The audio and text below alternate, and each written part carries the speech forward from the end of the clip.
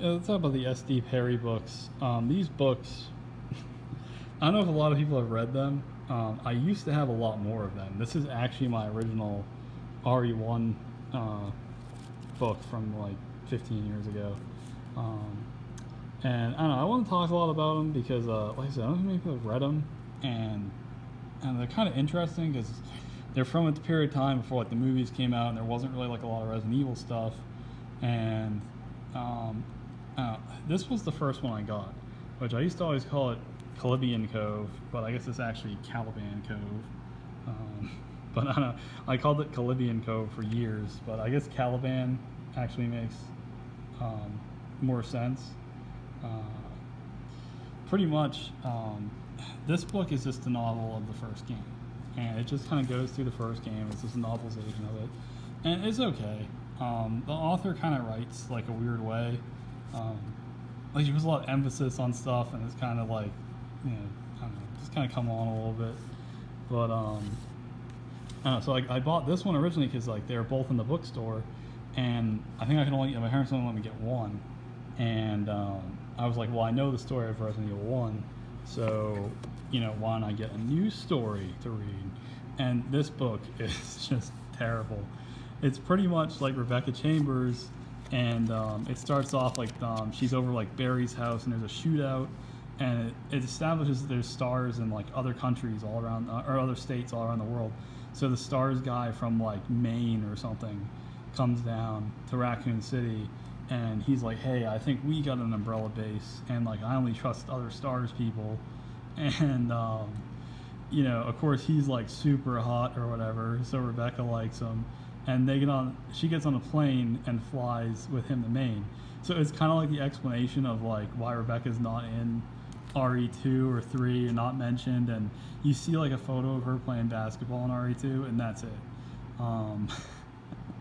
You know, and pretty much the story is that they have on an island in Maine, there's some guy doing like experiments. I haven't read this book in like since it came out or whatever, and he's got like mind control on the zombies, and he's armed them with machine guns, and they're like patrolling the base, and he's got all kinds of traps set up, and they just send in a squad of the stars from Maine, and it's just really I should read it again because I wonder if it's actually as bad as I remember.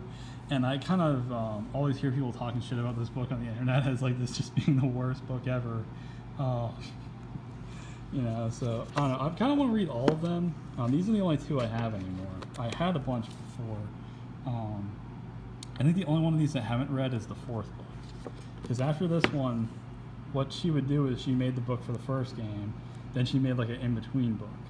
Then the third book came out, and that was RE2. And that book I remember actually really liking. It's like twice as thick as these ones. Like these ones I don't even know if they're 200 pages. They're over 200 pages, but there's not a lot on each page. So the RE2 one was okay. At least that's what I remember. And then there was the fourth one. The fourth one was like another side story in between. I don't even know if it was in between anything. I never read it, like I said. So I should at least get that one and read that too. And I don't know. I remember another thing too. That I like this one because I'm from New Hampshire, and like growing up and being like Resident Evil's in New England. They're in Maine. That's like right down the street. Oh, that's super cool. And I got like really hyped about it, and was really let down. And I mean, this was back too, and I was like thinking like, you know, if it had Resident Evil on it, like it was canon, and like there was never any bad Resident Evil stuff. Like this is probably the first bad Resident Evil thing I've ever seen. Like probably like this came out, and then like Survivor, I probably played that around the same time, and then the first movie came out.